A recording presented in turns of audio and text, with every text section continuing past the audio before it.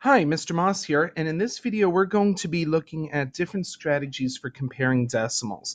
We've done a lot of work with comparing fractions, and there are so many different strategies when it comes to comparing fractions, whether it's finding common denominators, common numerators, being able to compare them to 1/2. There are a multitude of different strategies that we've worked on, and that's because comparing fractions can be tricky. Sometimes it's easy.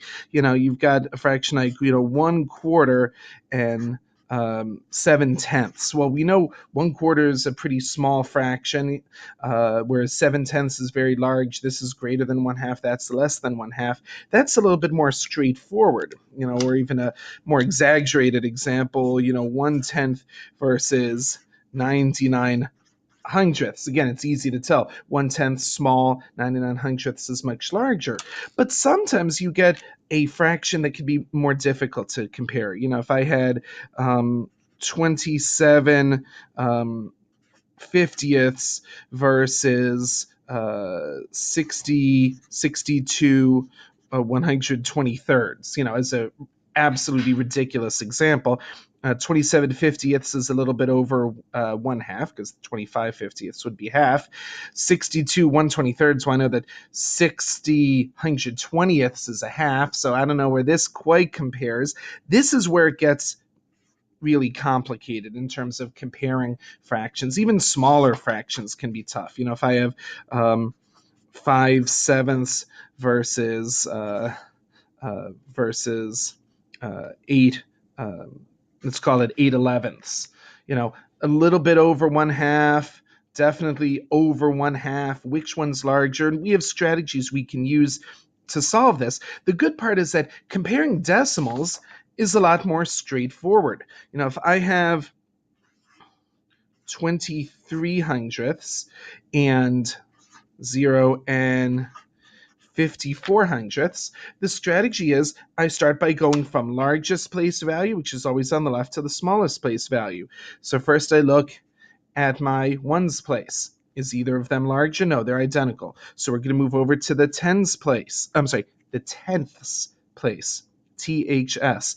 The tenths place. So I've got 2/10 versus 5/10. So no matter what comes after it, it doesn't matter what comes after it, but anything that's 2/10 is going to be less than anything with 5/10, so these are going to be smaller. I'm going to give you an example of how that might change things, change how you're thinking.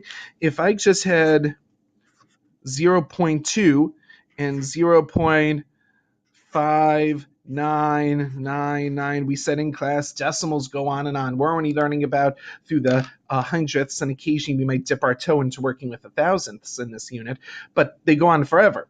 Well, again, start in the ones place. 0 and 0. That's the same. That doesn't help us. 2/10 versus 5/10. 2 is less than 5. So even though all of these are nines, and I could even stick some 0, 0, 0, 0, maybe even a 1 here at the end, it doesn't matter what's changing. In fact, I could have made it just as well. 0.29999, and I could have made this 0.511111. As a better example, 0 and 0 are the same.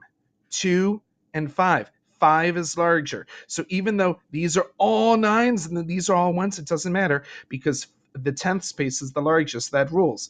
So 5/10 versus 2/10, you've got the larger place value. I often like to look at how this works out by drawing it out. So in this case, this is a really cool, let me close that out. I think I'll still be able to stop my video when I'm done, right? Let's see if it's going to work for me. Well, we'll figure it out one way or another. So in this case, I've got 5/10 and 25 hundredths. But let's go and see if we can come up with the example we had before. We had 23 hundredths and 54 hundredths.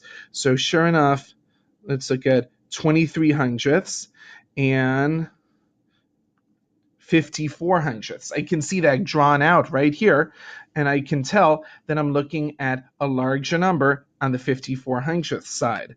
If I do, let's say, 77 hundredths compared to 54 hundredths, 77 hundredths is large. You can just see it and compare it.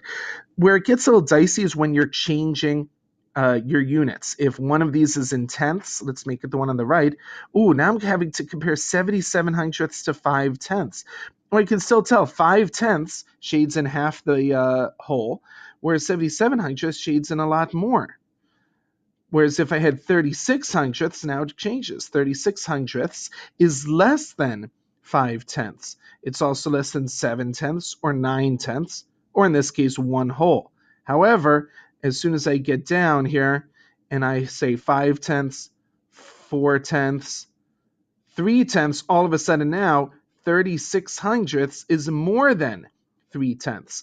So really it just boils down to how you can draw it out, how you can compare. And as long as you go place value by place value, you're going to be in good shape. The last strategy I want to show you is I sometimes will rewrite them one on top of the other. And that just kind of helps me out with keeping my work organized. So if I had, let's say, 0 and 49 hundredths versus 0 and let's say